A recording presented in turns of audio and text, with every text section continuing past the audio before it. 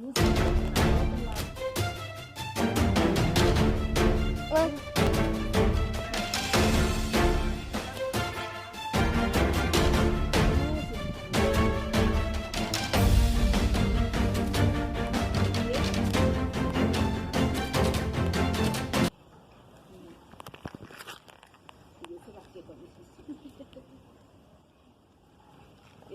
digo a los niños, no jueguen con ellos, porque así agarran confianza y ahí van, pues, ¿verdad?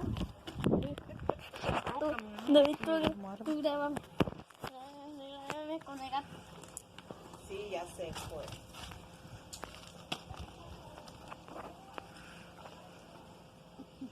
Hágale tómale cuando haga más,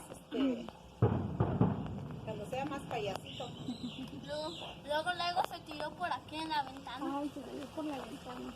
Ah, sí. Se salió para la calle. Es que se salió, pero ya no lo pudimos meter y se cayó allá por la calle. Ya Pero tiene ahí le 6 gusta vidas. estar. Ahí se sube a la ventana y ahí se acuesta como muñeco en la ventana.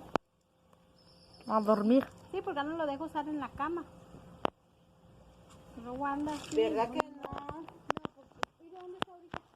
Sí, bien sucio. Y luego agarra y se mete, aunque luego le danza. Comida. Bañadito. Es gato, ¿verdad? Ajá, es gato.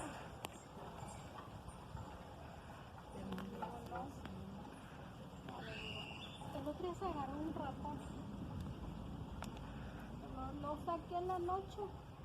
Me dijo mi mamá, hay un ratón, se metió abajo de la cama. Y ya lo saqué. No sé si se lo comió, me imagino que sí. Se comen las cucarachas. Y también se come las cucarachas. Las cucarachas. No, y ahorita vi un ratón ahí donde siempre andaba.